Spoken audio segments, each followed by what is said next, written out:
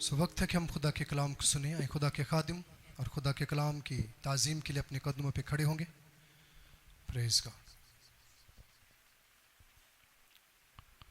और मैं आपकी भरपूर तालियों में खुदा के खादिम को, पास्टर शी साहब को दावत दूंगा कि वो आएंगे और खुदा के कलाम को सुनाएंगे।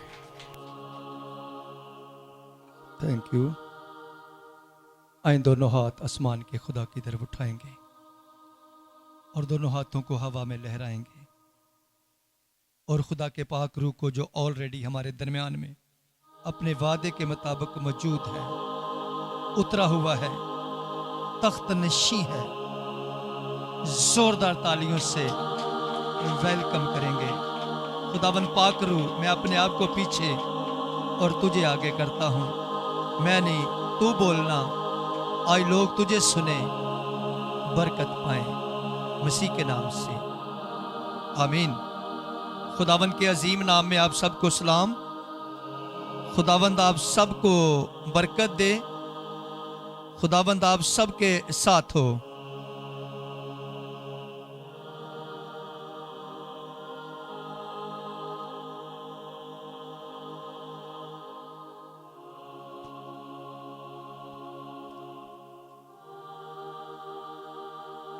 खड़े खड़े खुदा के कलाम की तिलावत को सुनेंगे, बल्कि मिलकर सब तिलावत आज करेंगे। सालाना आयत, पौलुस रसूल का खत इब्रानियों के नाम, उसका 11वां बाब, उसकी 6वीं आयत, सब मिलकर पढ़ेंगे। मेरे पीछे सब पढ़ना। और बगैर ईमान के उसको पसंद आना नामुमकिन है, इसलिए कि खुदा के पास आने वाले को ईमान लाना चाहिए कि वो मौजूद है और अपने तालबों को बदला देता है। खुदा के कलाम पढ़े और सुने जाने पर और कबूल किए जाने पर खुदा की बरकत हो। खुदावंद तेरा शुक्र हो, आमीन। सब तशरीफ रखें।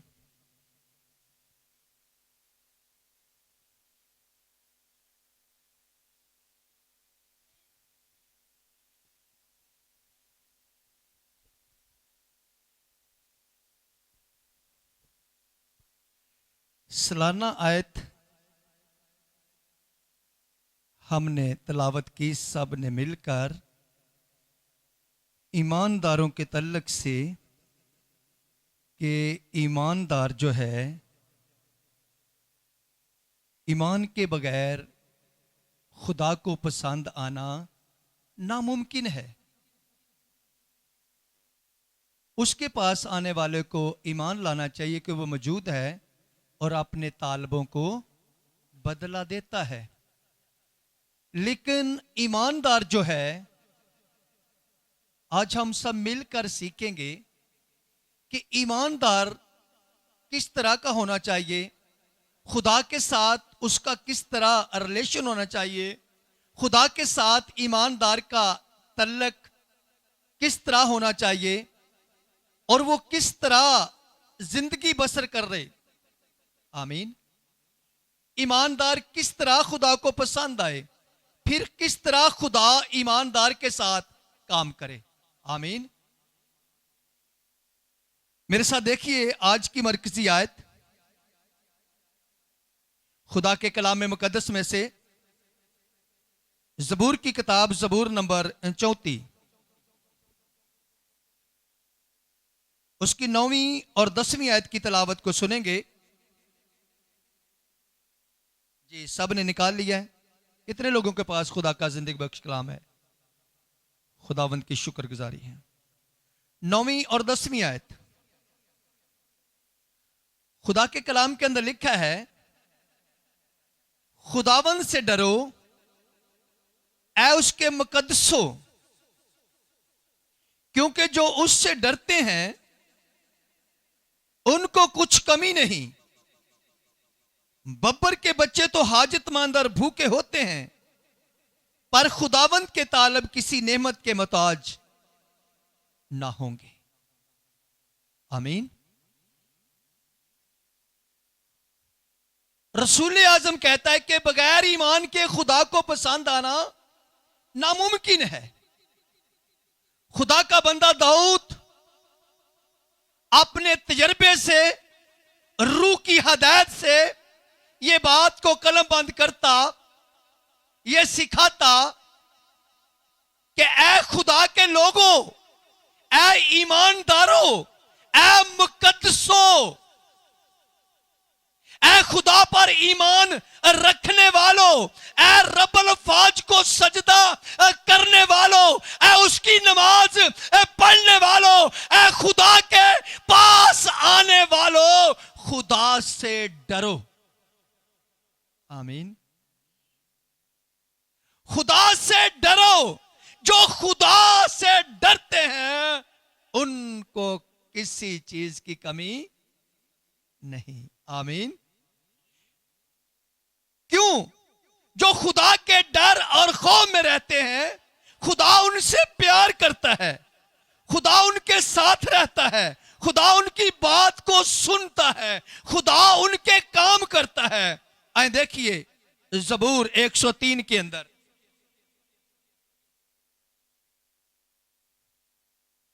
ज़बूर 103 उसकी 11वीं आयत लिखा है, क्योंकि जिस कदर आसमान जमीन से बुलंद है उसी कदर उसकी शफकत उन पर है जो उससे डरते हैं।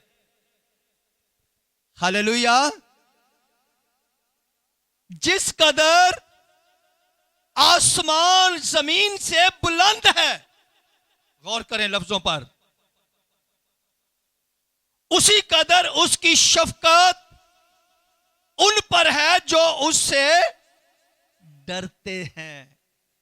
जो खुदा से डरते हैं, खुदा की शफकत उन पर है, खुदा मेहरबान है उन पर। दाऊद इसलिए कहता, ऐ खुदा के लोगों, ऐ ईमानदारों, खुदा के डर और खौफ में जिंदगी बसर करो। आमीन। और फिर इसी ज़बूर की 103 की 13वीं आयत को देखें, लिखा है, जैसे बाप अपने बेटों पर तरस खाता है। हालेलुया।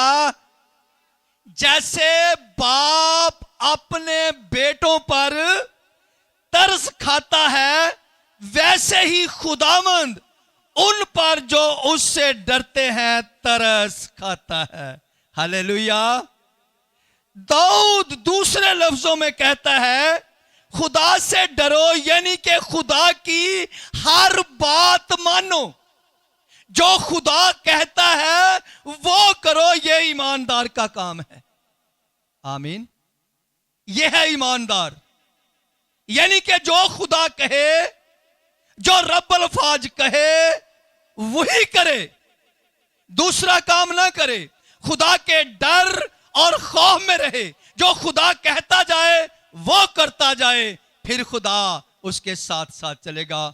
दाऊद बड़े तजर्बे की बात करता है।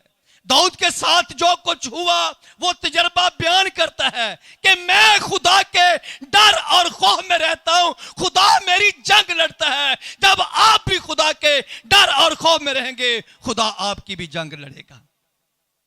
हालेलुया। हालेलुया।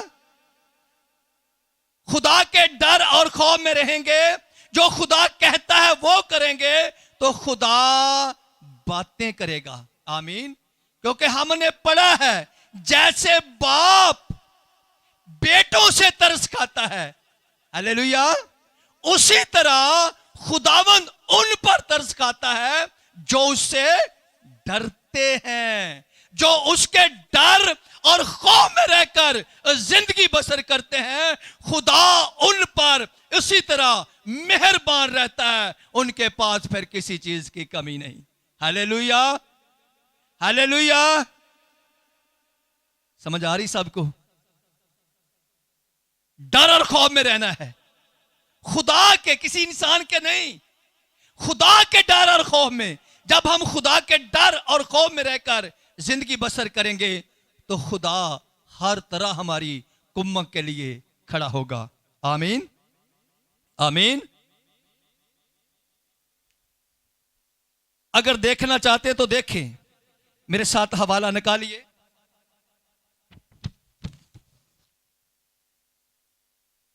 खुदा के कलाम मुकद्दस में से पहला तवारीख उसका 14वां बाब उसकी 8वीं आयत से पढ़ें, जो दाऊद बात करता है अपने तजर्बे की कि तुम भी डरोगे, खुदा आपकी जंग लड़ेगा, खुदा आपके साथ रहेगा, फिर किसी चीज की कमी आपके पास नहीं रहेगी। खुदा बताएगा तूने किस तरह काम करना है। दाऊद ऐसे नहीं कह रहा कि ऐ मुकद्दसो खुदा से डरो, ऐ खुदा के लोगों खुदा से डरो, ऐ ईमानदारों खुदा के डर और खौफ में रहकर जिंदगी बसर करो। आमीन। सिर्फ जुबान जुबान से ना कहिए कि हम ईमानदार हैं, ऐसे ईमानदारों को खुदा पसंद नहीं करता, क्योंकि कलाम के अंदर लिखा है वो होंठों से तो मेरी ताजीम करते हैं लेकिन दिल उनके मुझसे दूर हैं। दिल से खुदा की ताजीम करनी है, दिल से खुदा को पुकारना है, दिल से खुदा के हजूर झुकना है। आमीन। और पढ़िए, लिखा है पहला तवारीख उसका 14वां बाब उसकी 8वीं आयत से लिखा है, और जब फलस्तीनियों ने सुना कि दाऊद ममसू होकर सारे इस्राएल का बादशाह बना है, तो वो सब फलस्तीन दाऊद की तलाश में चढ़ आए। और दाऊद ये सुनकर उनके मुकाबला को निकला और फलस्तीनियों ने आकर रफाइम की वादी में दावा मारा। तब दाऊद ने खुदावन से सवाल किया, क्या मैं फलस्तीनियों पर चढ़ जाऊं? क्या तू उनको मेरे हाथ में कर देगा? खुदावन ने उसे फरमाया, चढ़ जा, क्योंकि मैं उनको तेरे हाथ में कर दूंगा। ये रिजल्ट है खुदा के डर और खौफ में रहकर जिंदगी बसर करने का। आमीन, आमीन। दाऊद खुदा से कह रहा है, खुदावन देख, फलस्तीन ने दावा बोल दिया है, हमला कर दिया है, क्या मैं भी चढ़ाई करूं? खुदा कहता चल चढ़ाई कर, मैं तेरे साथ हूं, मैं उनको तेरे हाथ में कर दूंगा। इसलिए दाऊद आज शाम हम सबको कहता कि ऐ ईमानदारों, ऐ मुकद्दसों, ऐ खुदा के हजूर झुकने वाले लोगों, सब खुदा से डरो, क्योंकि जो डरते हैं उनके पास किसी चीज की कमी नहीं, क्योंकि खुदा उनके साथ होगा। आमीन, आमीन। खुदा ने कह दिया तू उनको मेरे हाथ में कर देगा। खुदावंद ने उससे फरमाया चढ़ जा, क्योंकि मैं उनको तेरे हाथ में कर दूंगा। सो वो बाल पराजीम पर आए और दाऊद ने वहीं उनको मारा। और दाऊद ने कहा, खुदा ने मेरे हाथ से मेरे दुश्मनों को ऐसा चीरा जैसे पानी चाक हो जाता है। इस सबब से उन्होंने उस मकाम का नाम बाल पराजीम रखा और वो अपने बुतों को वहां छोड़ गए। वो दाऊद के हुक्म से आग में जला दिए गए। जो खुदा कहता है खुदा फिर करके दिखाता है। आमीन, आमीन। अगर आज, सुने मेरी बात, अगर आज से हम खुदा के डर और खौफ में रहकर जिंदगी बसर करना शुरू कर देंगे, जिस तरह खुदा दाऊद के साथ, उसी तरह खुदा आज से हमारे साथ होगा। आमीन, आमीन। अगर खुदा के डर और खौफ में रहेंगे, ये ईमानदार का किरदार है, ये ईमानदार का काम है कि खुदा के डर और खौफ में रहकर जिंदगी बसर करे। आमीन। अगर खुदा के डर और खौफ में रहकर जिंदगी नहीं बसर करता, वो ईमानदार लफ्जी ईमानदार है, किरदार उसका नहीं है। आमीन। फिर आगे सुने, 13वीं आयत से पढ़ेंगे, लिखा है, और फलस्तीन ने फिर उस वादी में दावा मारा और दाऊद ने फिर खुदावन से सवाल किया और खुदा ने उससे कहा कि तू उनका पीछा ना कर, बल्कि उनके पास से कुतरा कर निकल जा और तूत के पेड़ों के सामने से उन पर हमला कर, और जब तू तूत के दरख्तों की फुंकियों पर चलने की आवाज सुने तो लड़ाई को निकलना, क्योंकि खुदा तेरे आगे आगे फलस्तियों के लश्कर को मारने के लिए निकला है।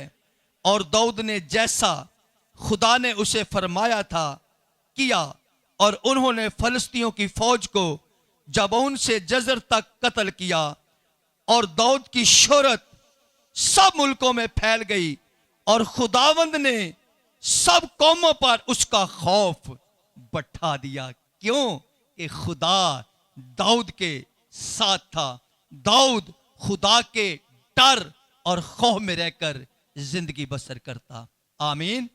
यही बात कह रहा है कि जिस तरह मैं खुदा के साथ डर और खौफ में रहकर जिंदगी बसर करता हूं, मेरा खुदा मेरी जंग लड़ता, मेरा खुदा मेरी कुम्मत करता, मेरा खुदा मेरी मदद करता, मेरा खुदा मेरे आगे आगे चलता। तुम भी खुदा के लोग हो, खुदा से डरो, खुदा तुम्हारे भी आगे आगे चले। Hallelujah, hallelujah. अगर खुदा के डर और खौफ में रहेंगे तो खुदा इसी तरह हमारे आगे आगे चलेगा और हमेशा हमारी फिक्र में रहेगा, क्योंकि वो खुद फरमाता है तुम फिक्र ना करो क्योंकि मुझे तुम्हारी फिक्र है। हालेलुया। फिक्र करेगा, हर बात में फिक्र करेगा, हर काम में फिक्र करेगा। और जितनी देर खुदा का डर और खौफ हमारी जिंदगी में नहीं आएगा, खुदा फिक्र नहीं करेगा। फिर उस फिक्रा असी करते रवांगे, किवें बिल तारना है, किवें घर दा राशन आना है, किवें मकान दा किराया देना है, ये फिक्रां साडे ते रहणगियां। अगर हम ये सारी फिक्रें खुदा पर छोड़ देंगे और खुदा के डर और खौफ में रहेंगे तो वो खुद फिक्र करेगा और सारी जरूरतें अपने अलाही इंतजाम से पूरी करेगा। जिस तरह दाऊद की कुम्मत के लिए खुदा आ जाता, हमारी कुम्मत के लिए भी खुदा आएगा। आमीन, आमीन।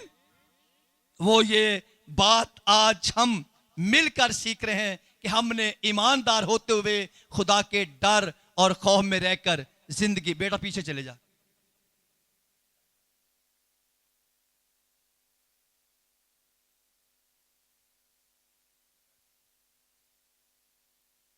खुदा के डर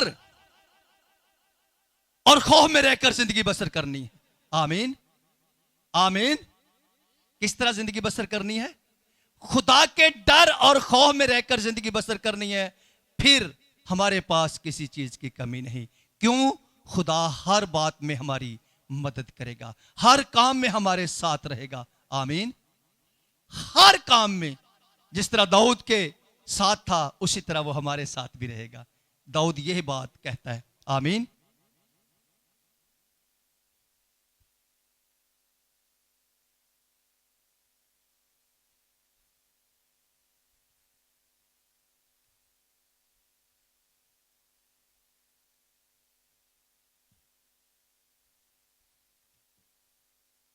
फिर देखें खुदा के कलाम मुकद्दस में से, मेरे साथ निकालिए सलातीन की किताब,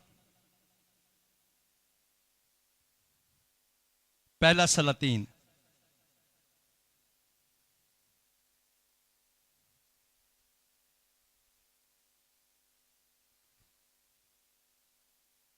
उसका 17वां बाब निकालिए।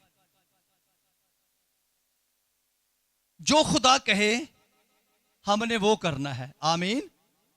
जो खुदा कहे हमने वो करना है, इधर उधर नहीं, उसके हाथ के नीचे रहना है। जब हम उस जो वो कहता जाए वो करते जाएंगे तो खुदा हमारी सारी जरूरतें पूरी करेगा। आमीन, आमीन। इस वाक्य से आप सब वाकिफ हैं। देखें मेरे साथ, पहली आयत से पढ़ेंगे 7वीं आयत तक। लिखा है, और एलिया तिशबी जो जलाद के परदेशियों में से था, एखियाब से कहा कि खुदावंद इस्राएल के खुदा की हयात की कसम, जिसके सामने मैं खड़ा हूं, इन बरसों में ना औस पड़ेगी ना मी बरसेगा, जब तक मैं ना कहूं। और खुदावंद का यह कलाम उस पर नाजल हुआ कि यहां से चल दे और मशरक की तरफ अपना रुख कर, और क्रेत के नाला के पास जो यरदन के सामने है जा छुप, और तू उसी नाला में से पीना।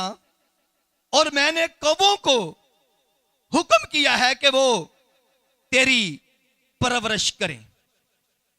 सो उसने जाकर खुदावंद के कलाम के मुताबिक किया, क्योंकि वो गया और क्रेत के नाला के पास जो यरदन के सामने है रहने लगा। और कवे उसके लिए सुबह को रोटी और गोश्त और शाम को भी रोटी और गोश्त लाते थे, और वो उसी नाला में से पिया करता था।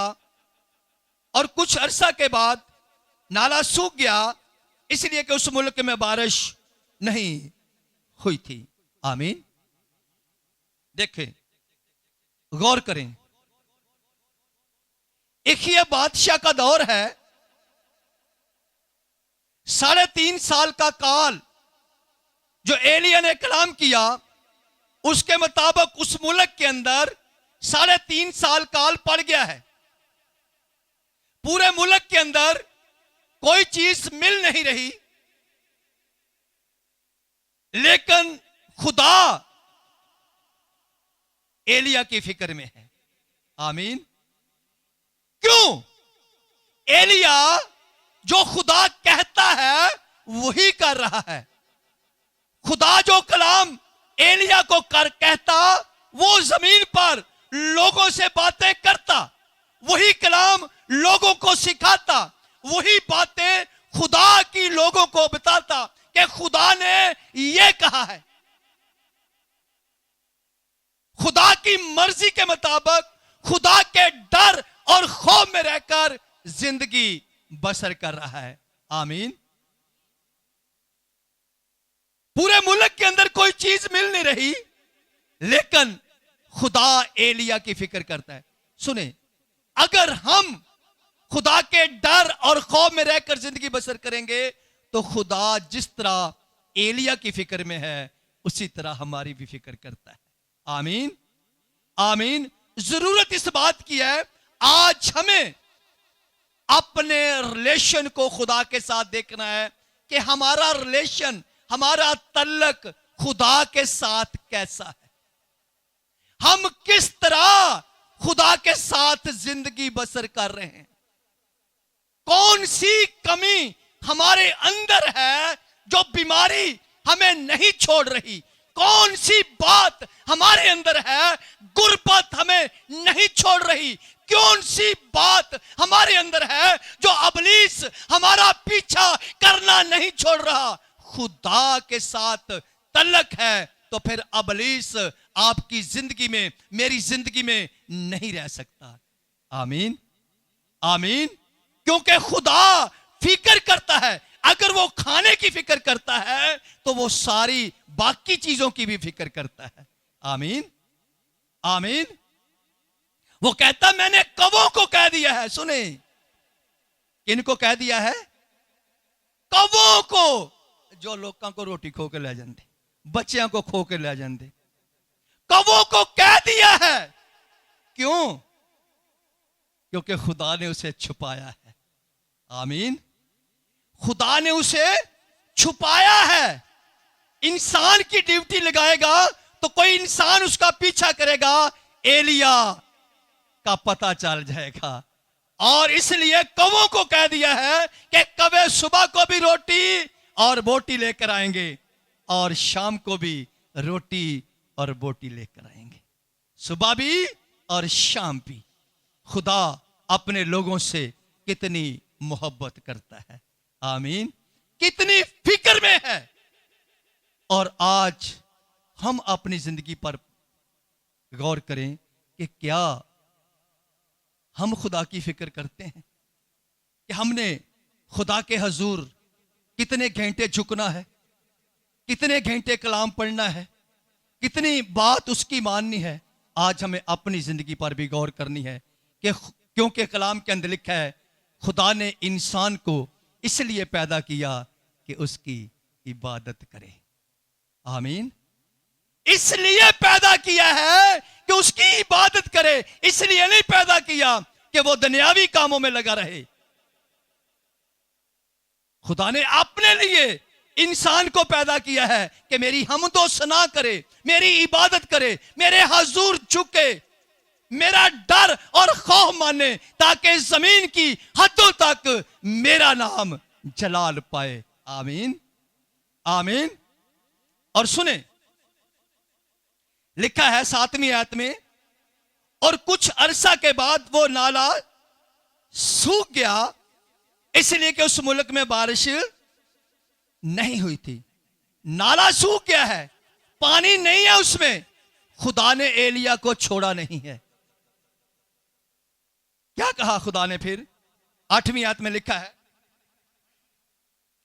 तब खुदावंद का यह कलाम उस पर नाजल हुआ कि उठ और सैदा के सारपत को जा और वहीं रह। देख, मैंने एक बेवा को वहां हुक्म दिया है तेरी परवरिश करे। आमीन, आमीन। तेरी परवरिश करे, मैंने एक बेवा को अब कह दिया है। आमीन। खुदा ने छोड़ा नहीं है, खुदा ने उससे ध्यान नहीं हटाया। खुदा ने उस पर से, खुदा देख रहा था आसमान से, पे नाले से पानी सूख गया है, अब एलिया के पास पानी पीने के लिए नहीं रहा। खुदा ने फिर कलाम किया उससे कि उठ, इस जगह को छोड़, सारपत के इलाका में चला जा। मैंने वहां बेवा को कह दिया है, फलां बेवा है, वो तेरी परवरिश करेगी। आमीन। क्या जलाद के इलाका में या बनी इस्राइल में बेवा नहीं थी? बेशुमार उस वक्त बेवा होंगी, लेकिन खुदा उस बेवा को एलिया के वसीला बरकत देना चाहता था। आमीन, आमीन। तो मेरे अजीज बहन भाइयों, खुदा का बंदा जो खुदा उसको कहता गया वो करता गया, और वो खुदा के कलाम के मुताबिक उठा है, और वो उसने सफर करना शुरू कर दिया है। वो सारपत के इलाका में पहुंच गया है। लिखा है वहां कि बेवा लकड़ियां चुन रही है, शहर के फाटक पर लकड़ियां चुन रही है। तो उससे कहता है कि बहन मुझे पानी पिला। जब वो पानी लेने चलती है तो कहता है मेरे लिए एक टुकड़ा रोटी का भी लेती आना। वो क्या कहती है? रोटी मेरे पास नहीं है। मायूसी है वहां। कहती है देख, मैं लकड़ियां चुन रही हूं, सिर्फ मुट्ठी भर आटा एक मटके में है, थोड़ा सा तेल कुप्पी में है, मैं और मेरा बेटा इसको पकाएंगे, खाएंगे, फिर मर जाएंगे, कोई चीज मिल नहीं रही। लेकिन खुदा का बंदा मनसूख खुदा के डर और खौफ में रहकर जिंदगी बसर करने वाला, खुदा के कलाम के मुताबिक चलने वाला, वो कहता है सुन बहन, सुन मेरी बेटी, जैसा तू कहती है करना, लेकिन पहले मेरे लिए एक रोटी एक टिकिया बना कर ले आना, क्योंकि मैं खुद तेरे पास नहीं आया, मुझे इस्राएल के कदूस खुदा ने तेरे पास भेजा है। आमीन, आमीन। तो खुदा के कलाम के अंदर लिखा है उस बेटी ने खुदा के कलाम के मुताबिक उसको रोटी भी दी और पानी भी पिलाया। और लिखा है कलाम के अंदर कि जितनी देर फिर काल रहा, ना तो उसके मटके में आटा खत्म हुआ और ना उसकी तेल की कुप्पी में तेल खत्म हुआ, उस बेवा का कुनबा भी वहां से खाता रहा, और एलिया भी, और बेवा का बेटा भी। अगर हम भी खुदा के कलाम के मुताबिक जिंदगी बसर करेंगे, ये ब्लेसिंग, ये बरकत हमारे घरों पर भी ठहर सकती है। क्योंकि लिखा है कलाम के अंदर, जो कलाम पर तवज्जो करता है वो भलाई देखेगा। आमीन।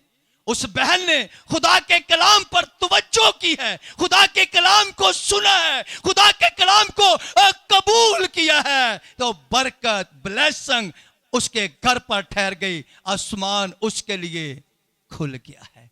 आमीन, आमीन। अगर हम भी खुदा के कलाम के मुताबिक जिंदगी बसर करेंगे तो ये बरकत, ये ब्लेसिंग हम पर भी ठहर सकती है, आसमान हमारे लिए भी खुल सकता है। आमीन, आमीन। कितने लोगों को समझ आ रही है? करना क्या है? ईमानदार का किरदार क्या होना चाहिए कि खुदा के डर और खौफ में रहकर जिंदगी बसर करे। यह है ईमानदार के लिए लाजमी। डरे खुदा से, किसी के साथ जास्ती ना करे, किसी के साथ बुरा सलूक ना करे, किसी को नीचा ना दिखाए, क्योंकि कलाम के अंदर लिखा है सबको अपने से अफजल समझो। आमीन, आमीन। क्योंकि लिखा है जो अपने आप को छोटा बनाएगा वो बड़ा किया जाएगा। जब हम अपने आप को बड़ा बनाते हैं, खानदान के अंदर बड़ी बड़ी बातें छोड़ते हैं, ये बातें खुदा को फिर पसंद नहीं आती।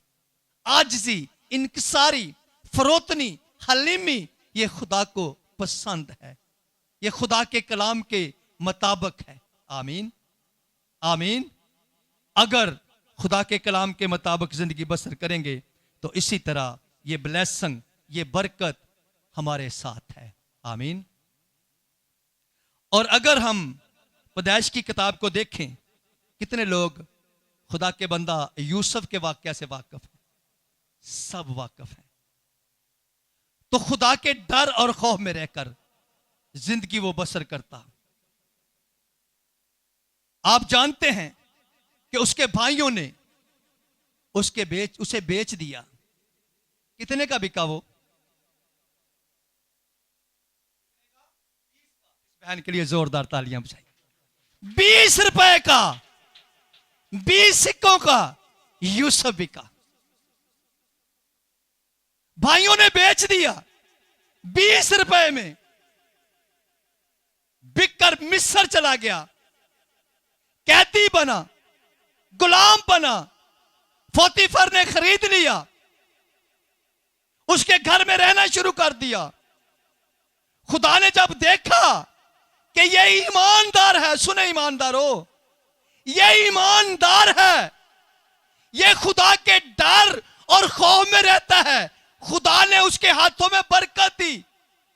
पोतीफर के घर के अंदर वो जिस चीज को, जिस काम को हाथ लगाता, खुदा उस पर बरकत देता। आमीन। पोतीफर ने देखा कि ये लड़का खूबसूरत है, हुसीन है, ये बरकत खुदा ने इसको दी है, खुदा का रूह इस पर ठहरा हुआ है, तो उसने अपने घर का मुख्तार बना दिया, सब कुछ उसे सौंप दिया कि तू जो करे तू ही कर। आमीन। क्यों? खुदा के डर और खौफ में रहता था। कुछ अरसे के बाद आप इस वाकया से वाकिफ हैं कि पोतीफर की बीवी ने उस पर इल्जाम लगाया।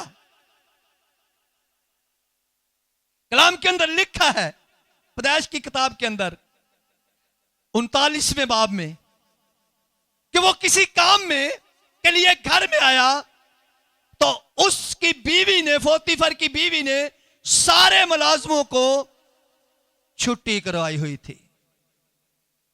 तो उसने कहा आज घर में कोई नहीं है तेरे और मेरे सिवा।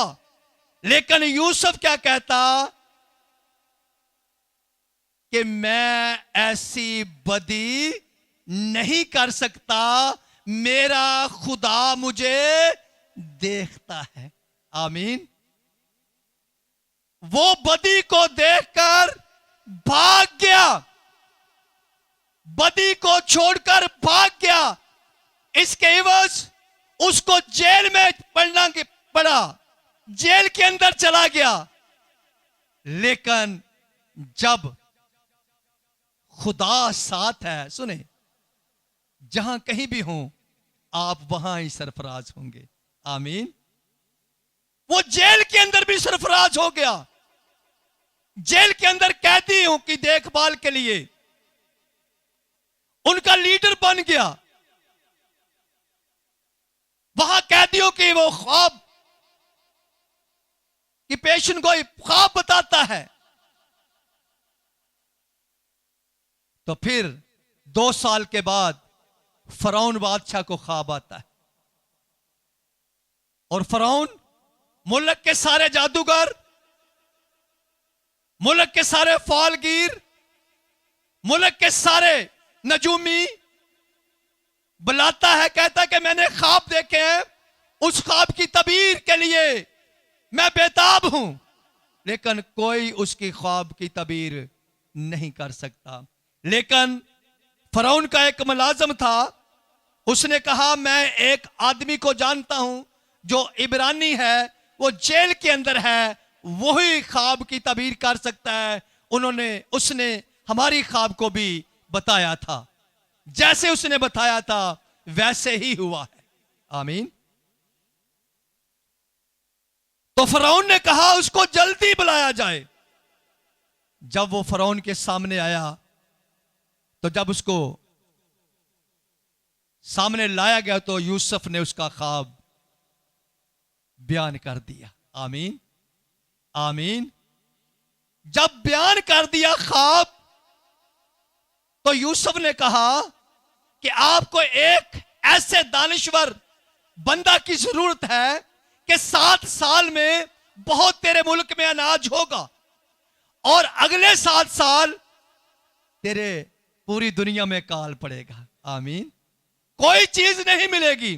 अगर दानिश्वर बंदा हो, वो 7 साल में अनाज जमा करे और आने वाले 7 साल में किसी चीज की कमी ना होगी। आमीन। तो फरौन कहने लगा तेरे से दानिश्वर और कौन मिल सकता है। आमीन।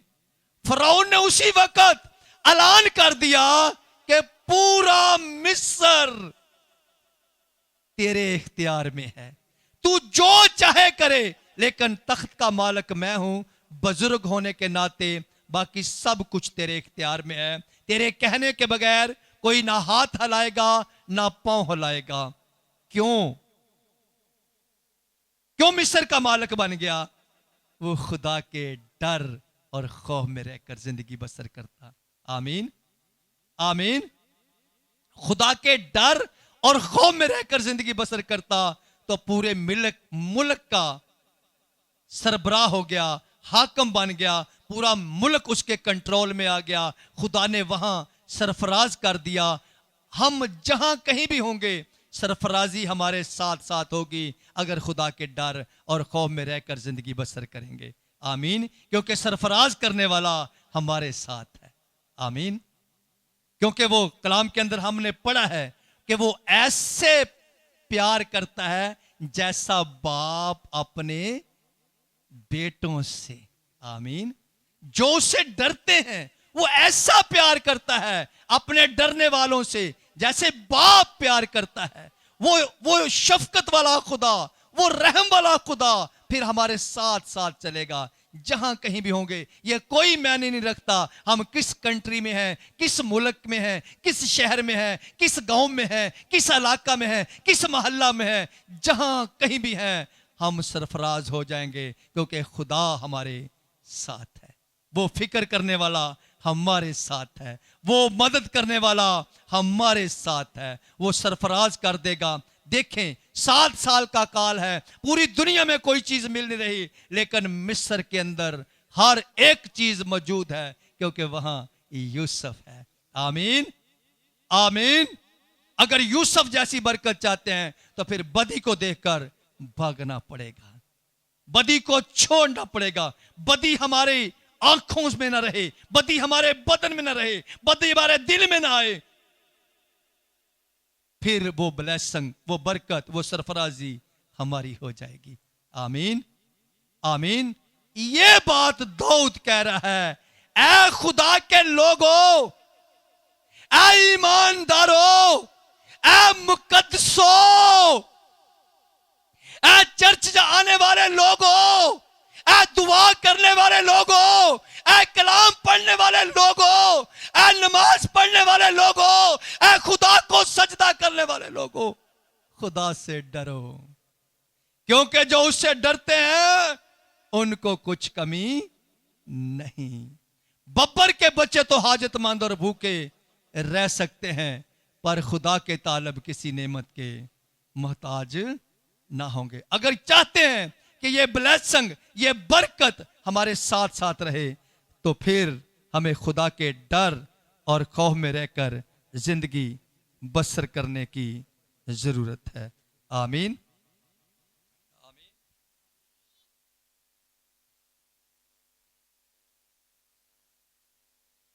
तो हासिल कलाम की तरफ बढ़ेंगे। हासिल कलाम ज़बूर 34 उसकी 9वीं आयत ही हासिल कलाम है। लिखा है, खुदावंद से डरो ऐ उसके मुकद्दसो, क्योंकि जो उससे डरते हैं उनको कुछ कमी नहीं। आमीन।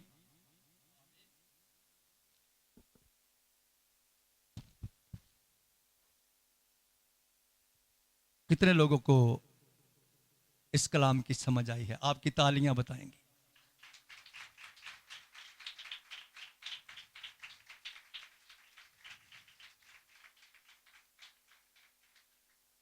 क्या सीखा हमने कि खुदा के डर और खौफ में रहकर जिंदगी बसर करनी है। यह ईमानदार का किरदार है। आमीन। खुदावंद ऐसा करने का हमें फजल बख्शे। आमीन, आमीन। हम खुदा की शुक्रगुजारी करते हैं। खुदा अपने खादम के जरिया हमसे बात कर रहा था कि हमने कैसे जिंदगी बसर करना है और किस तरह खुदा के हुजूर हमने अपनी जिंदगी को गुजारना है। सो खुदा आज के इस कलाम के वसीला आप सबको बहुत बरकत बख्शे और उसका जलाल आप सबों की जिंदगी में ठहरे। स्वयं हम अपने कदमों पर खड़े होंगे, अपने दोनों हाथ आसमां के और खुदा की तरफ उठाएंगे। अजीजों, आज की शाम मौजज़ा की शाम है। आए अपना अपना मौजज़ा खुदा से लेने के लिए अपनी गुजारिशात, अपनी मुनाजात खुदा की हज़ूर रखें। अज़ीज़ों, दुनियावी सोचों से अपने आप को खाली करें और अपना ध्यान अपने खुदा की तरफ, अपने रब की तरफ अपना ध्यान लगाएं और दुआ में कुछ लम्हे हम गुजारें। उठाइए हाथ, आपकी दुआ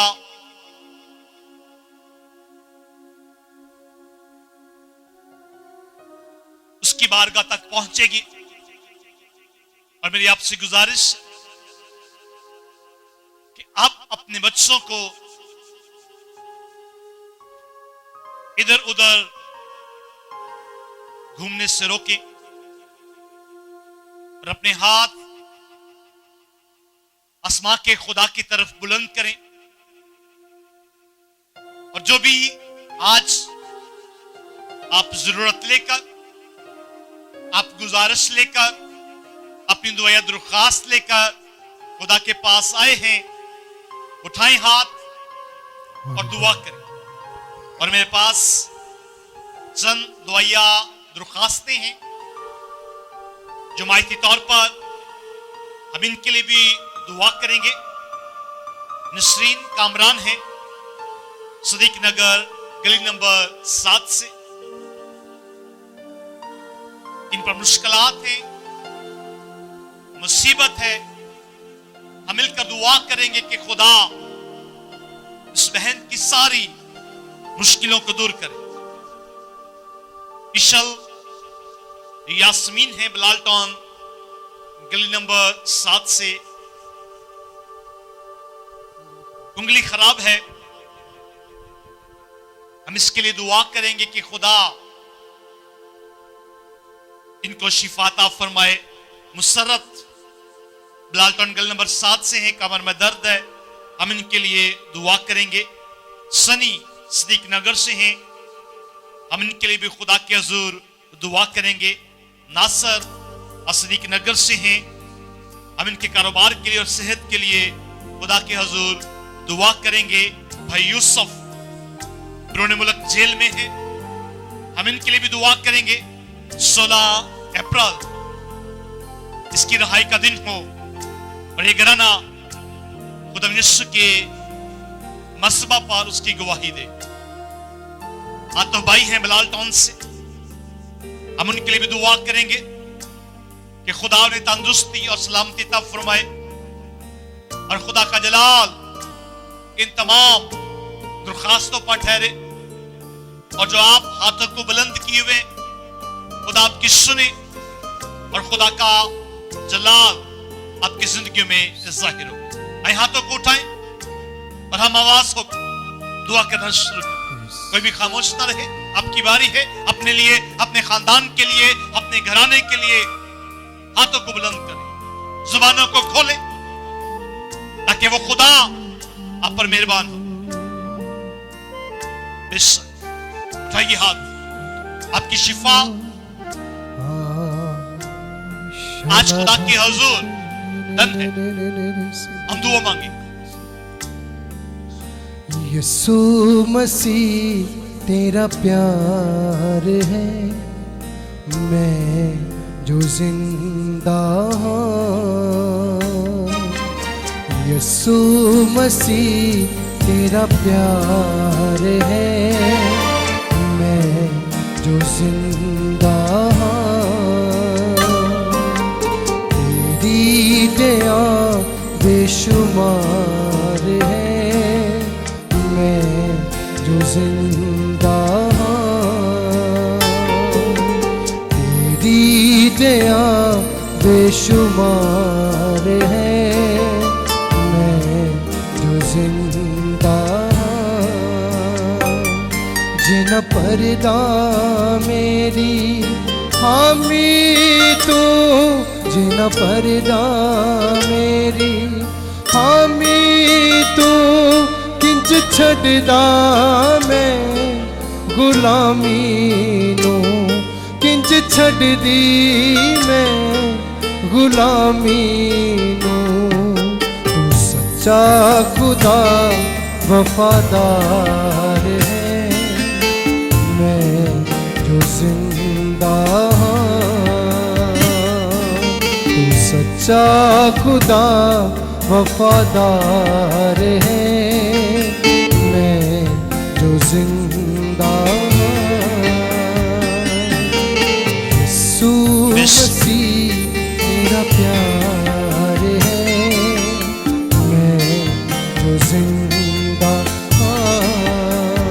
आए अजीजों, अपनी मुश्किलों के लिए, अपनी परेशानियों के लिए, अपने दुखों और अपनी मुसीबतों के लिए खुदा की हुजूर हम झुक जाएं, खुदा की हुजूर हम दुआ करें।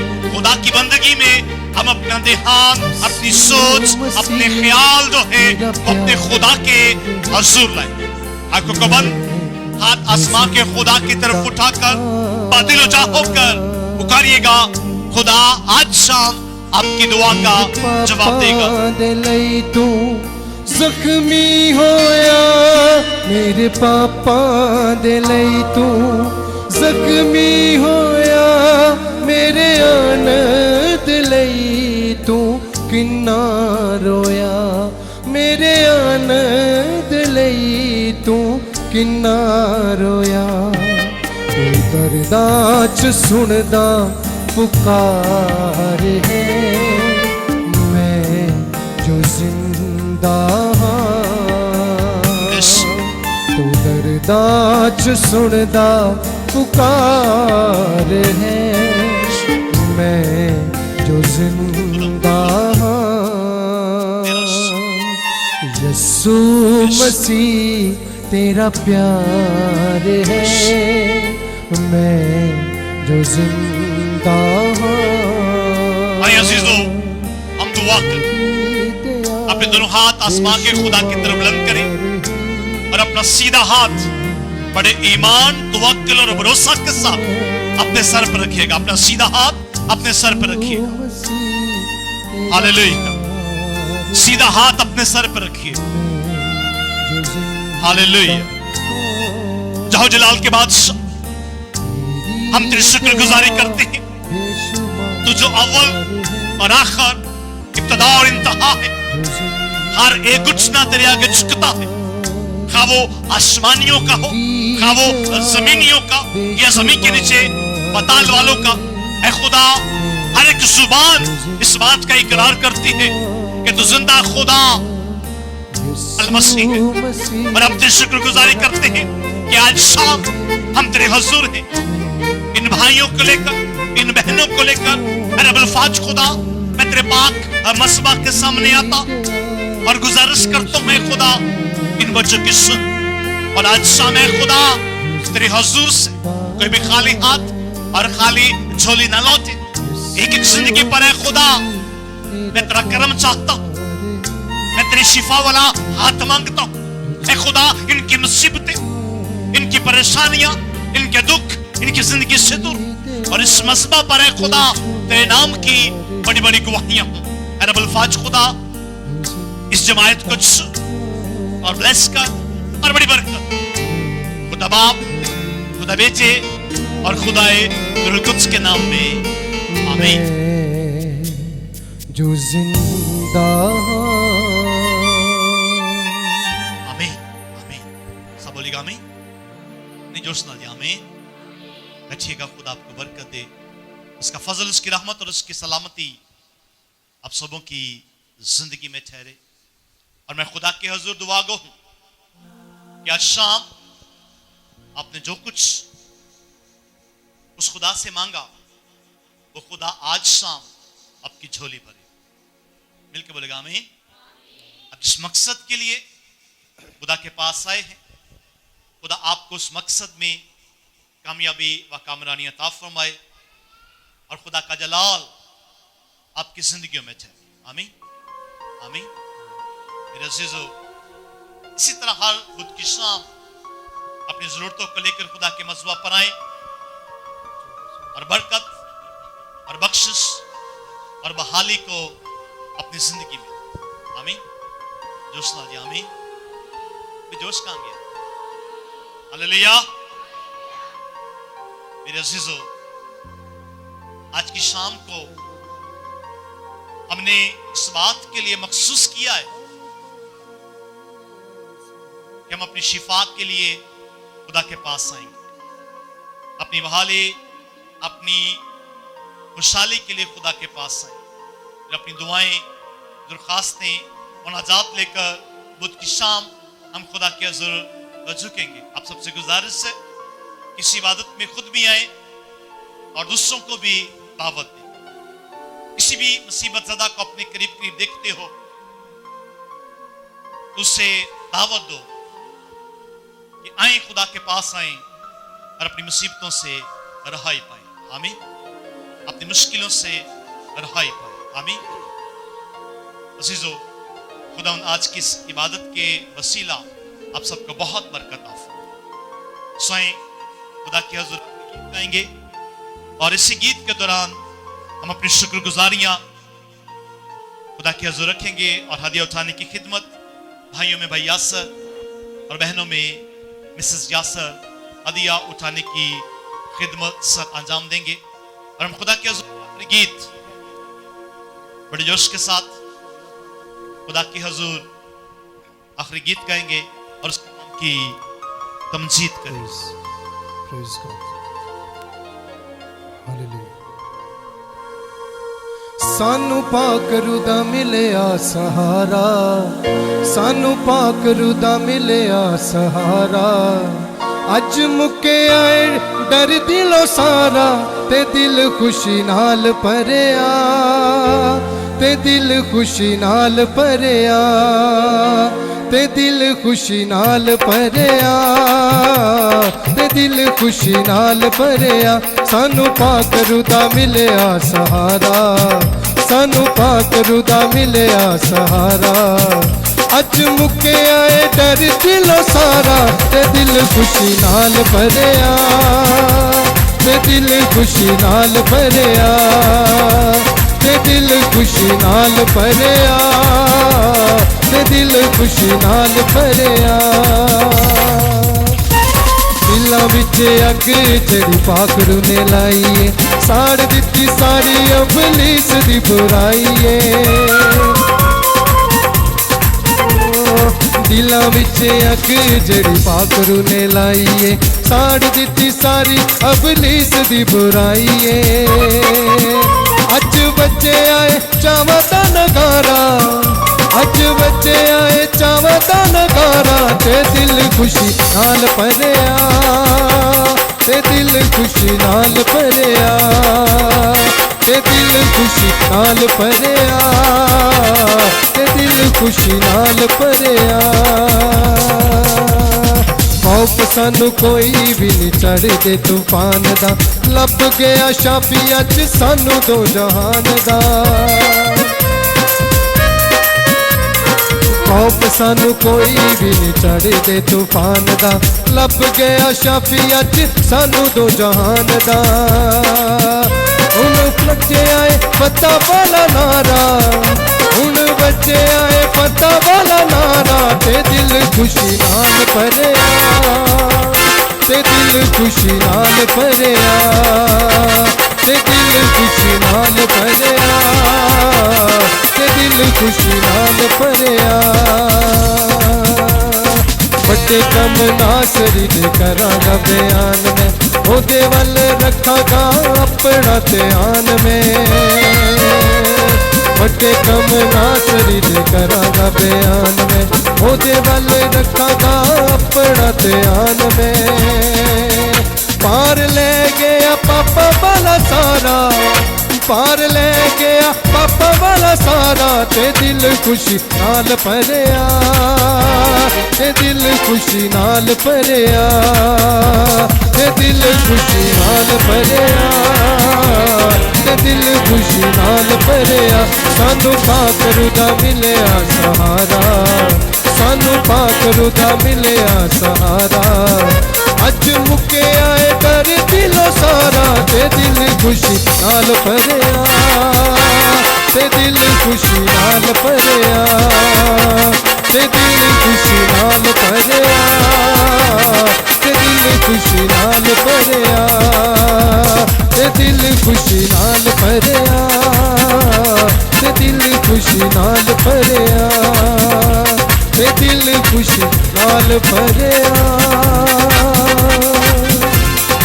ते दिल खुशी नाल भरिया